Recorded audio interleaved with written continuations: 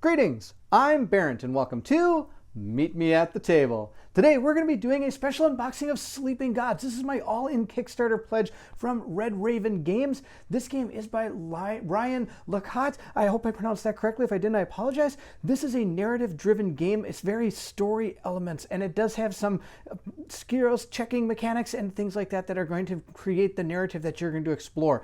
This game can be played multiple times and have completely different outcomes. It has a very Seventh Continent type feel to it where you can explore all these different places. But of course, there is one main goal you're trying to accomplish, and it can be done many different ways, and it can be done many different times. So I'm excited to dig into this game and see what it's all about. Of course, it does say the campaign is about 20 hours long, and if you complete it, it doesn't mean that's the end of the game. You can play this one again and again. Now, of course, they have done other games like Near and Far and Above and Below and other great narrative-driven games, but this one is really a co-op or solo type game, which is why I'm really excited to bring this one out and see what it's all about. So I'm excited to dig into Sleeping Gods. I hope you are too. And if you are, then I need you to meet me at the table.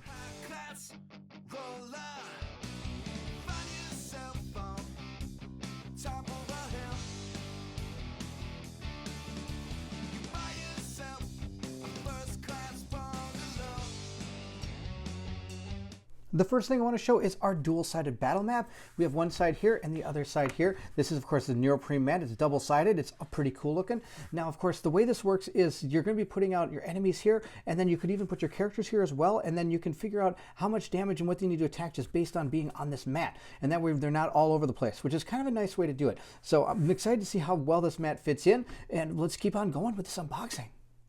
Now we have two boxes to open. We have the core box and we also have the expansion, The Tides of Ruin. So we're going to go through the core box first and see what it is. And of course I have some Kickstarter extras. One of them I have is a bag of sleeves. I'm not even going to go through that. It's just the sleeves for the game. And I think that's pretty self-explanatory what those are. And the other one I have are realistic resources, which we're also going to take a look at as well. But let's go ahead and see what is inside the core box of Sleeping Gods. Oh, I'm really excited for this. Okay, that's pretty awesome. It starts again right here with our journal log. Now this is how you're going to keep track of your campaign and how it's going. This is going to be really neat. So we have experience, cross it off when you spend it. Okay, awesome. We have all the different locations for our ship and its health. We have the ability cards and commands, our final score. That's pretty awesome. All right, and there's a ton of these, so you can do this a ton of times. And I think the back is going to be the map. That's pretty awesome. I don't know if I should really be showing that off because, of course, my goal is not to spoil as much as I can. I will warn you there might be a little bit because, of course, I don't know what's in this box and how it's going to unfold in front of me. So you might see something, you might not. I believe this is going to be the rule book. Nope, this is, I believe, the journal of flying around inside this place. Yep, this is going to be our journal book. Again, I don't know if I want to show you all the different places you go, and of course, it's going to tell us where we start, and from there, that is what I'll show you when we actually get there.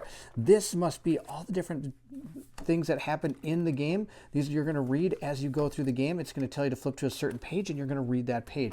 Here is the rulebook overview. Now, this is going to be awesome. This will tell us everything we need to know about the game and all the different components of the game. It'll also probably tell us where we start, so that way at least I can show you that part of the book. So this is going to be our atlas, and I can show you this page because this is the very first page that you open to when you start your campaign.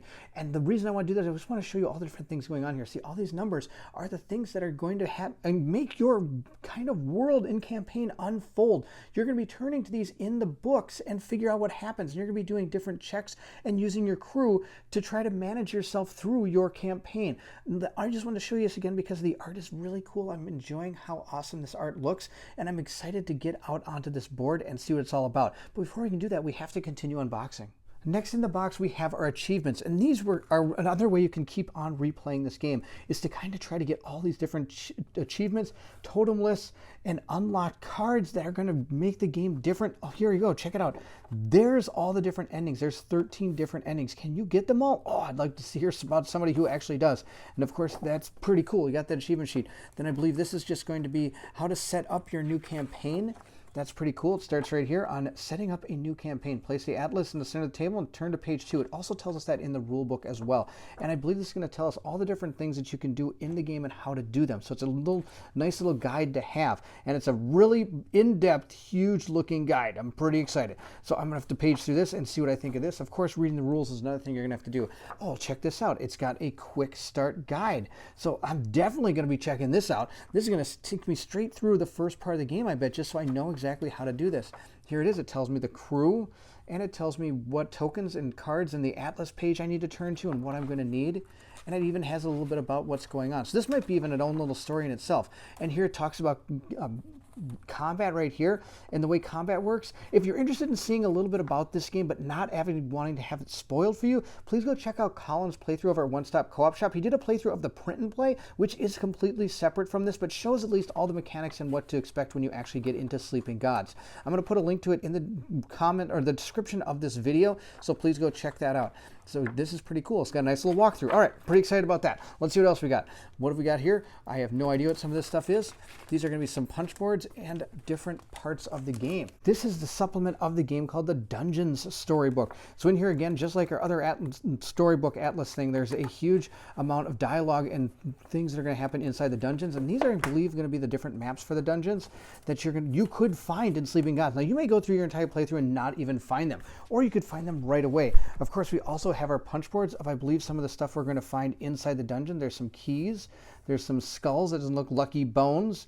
Revive fate. That's a redraw fate. That's not a bad idea. The fate cards are used as a way for your skill checks. So you're going to draw a fate card, whatever number that is, you're going to add that to whatever your skill or bonuses you're getting from your character. And you're going to match that against the actual thing you're trying to beat. If you can meet or exceed it, then you've actually beaten and successfully done the skill check against what it is. It could be a combat, or it could be something like maybe talking to somebody and persuading them to join your crew, or maybe you need an item, you need to persuade them. So there's all different ways of using the skill checks in this game, and the way it works is you draw fate cards and compare them, and that's how you're going to have it happen. Now we have a little stand down here, not sure what that's for. Then we have a box. These are all different boxes. This is pretty cool. I'm going to pull these bags out first, and these are just a whole bunch of bags, just empty bags. They're going to help you save the game. Now you can only have one campaign running at a time, but that's okay because the campaigns, I don't see why you'd want to stop playing one. Of course, being able to play more would be awesome, but there is a neat system where you can have anybody just jump right into your campaign at any time, and it's okay. So if you're playing one and your friend wants to join you, or your wife or your husband wants to join you, you can totally just have them come on in, or your kids even want to join you. Here's an empty box because I don't have any used quests yet. This is where the used quests go. Now, what else do we have here? We'll start with this big box right here. We're going to open it up, and I'm sure it's going to have some cards in it. These look like maybe some of the enemy cards that are going to happen inside this game. Now, there are 79 different monsters in here, but I just want to show you a glimpse of what one of them looks like and how exactly you're reading this. Of course, it does have a level, and then it does have like its armor value here. Now, this is what I'm talking about doing skill check type things. You're going to choose a character to go ahead and attack this, and you're going to try to flip over a fate card, and then you're going to try to add that plus his actual abilities against this number. If you get higher than that, for every number you exceed or meet or beat this number, you're going to be able to add cubes to this that's going to damage or potentially protect you from its attack. So it has 2 attack up here, and it has 1 damage here. Let's say you can put a cube there. Now, from what I understand, you have to put them in rows. You can't just scatter them all over the place. You have to start and put them in a row and kind of go around there. Of course, they also can be able to do different things to you, so you have to cover these up before it becomes their turn, which they're going to counterattack you after each turn. So I just wanted to quickly show you a little bit about kind of what monsters are. I believe that's the mechanics involved in this, and I'm excited to dig into these. These are going to be really cool. It's a whole 79 different monsters in here. Oh, I can hardly wait to see some of these. So let's continue. Let's see what is in the next box that we have here. This one is also empty, so there are going to be things in there. And I'm going to go over how you rebox this game up after we do the unboxing of it, because it does matter. I believe these, of course, are going to have to do with, as you're playing through the game, all the different progressions and stuff that happens to you. Let's go ahead and check out what's in this box. This is a really thick box. Oh, look, this is where all the components are. It has our coins, and these coins are really cool. Let me show you what these look like. I'm excited to look at these. These are the ones that I believe are part of the Kickstarter stuff that they had. They expanded to how the coins work. They are metal. Look at these metal coins. Oh, wow, these are so cool. You could use these in any game you wanted to, too. You don't just have to use them in Sleeping Gods. Heck, I could put them in any of my campaign games that I'm playing. These are really neat. I could see these are all worth like 2 or 3. Look at these. These are really cool looking coins. Oh my gosh. All right. We're going to put those back and move on to something else that's in here. We, of course, got some heart tokens, which are going to be for health. I believe there's some other tokens in here, too. Let me go ahead and open these up. So we do have health tokens, which you're going to use for your damage. Then we also have command tokens that you're going to be using as part of the game. Then we continue on to these. We have ship damage cubes. Then we have our ship action figure here, and 4 different combat action tokens that you're going to choose to use during combat. So those are all the different tokens that were inside this bag. And of course, we do have our ship. Let's take a look at that. Now, this is the wooden ship. It's all painted up. I didn't have to do it. That's awesome. I'm a big fan of when something comes painted and I don't got to do it. All right, that's what these are. And then, of course, it comes with some other cards as well. We have 32 different market cards that we're going to experience during the campaign at some point. For example, we've got this one, which I believe allows you to re-grab a fate card, but it's going to have to make you use one of your command tokens. I believe that's how that works. Don't quote me on that. I haven't read fully through the rules yet, but there's going to be these. I'm guessing you're going to buy them at the market. Next, we have 60 different ability cards right here. These are going to be the different abilities you're going to be drawing. This is also what I understand is your fate deck. Like I was saying before, you're going to draw one of these cards, add this number to the skill that your character is going to be using, and that's going to determine if whether or not you succeed or fail at any of the different things that happen in the game.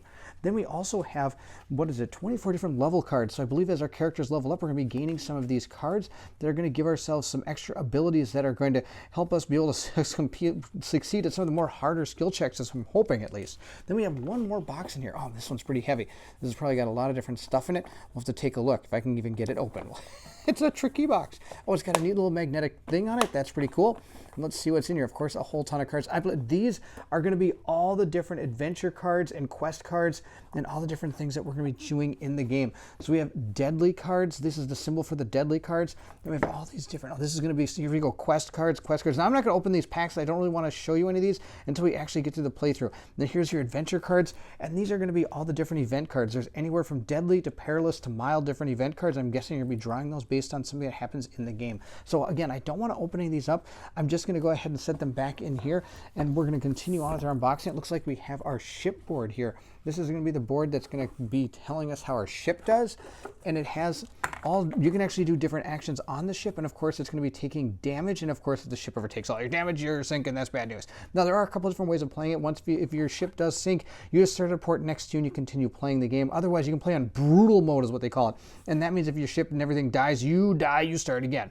Of course it does have a little idea of what you can do with some of the actions, and it has the event deck depleted over here. First time, read story 1. Okay, basically the way the game works is the timer is your event deck. Once the event deck is completing its thing, then you get to your ending and you're going to figure out how you did. Hopefully you find one of the 13 endings. And look at this, even more people. I'm going to dump these out this way so I don't have to keep digging into the box. Here's our characters. We have all different characters that have different abilities and different things you can use your command points to use, and of course health and their fighting abilities and different things based on what they have. He has a knife, for example, so he has +2 fight. This person has a rifle, so she has +1. All right. Lots of different actions over here. Now, the thing is, you have to play with all the characters in this game at one time. You can play solo, and you have to play with all 9. If you play co-op, then you split the characters into as many players as there are. And of course, we have all our different tokens that have to do with the different resources that we're going to have in this game as well. So we're just going to quickly look through these. Of course, we have 3 more characters on each of these, plus some more of the tokens. And continuing on, we again have more characters as well. And each one of them, of course, is good at certain things and probably not the greatest at others. And then we have some of the last few cards here. Now, I'm not sure what this one is. That one looks pretty cool. That must be like a big sea serpent or something that we find. And then we have these. These are going to be all of our different explore tokens on the board. These is like fire damage, I believe, or something. This is fire damage. These are all the different things that you're going to be picking up along the way. These are our resource tokens. And I think that's really all the different tokens. Of course, we've seen our money. And then what are these? Oh, I thought these are double-sided. Okay, I thought maybe they might be hidden ones. Then, of course, we have our port card here. I'm not sure what this one is. Let's take a look at this. Port.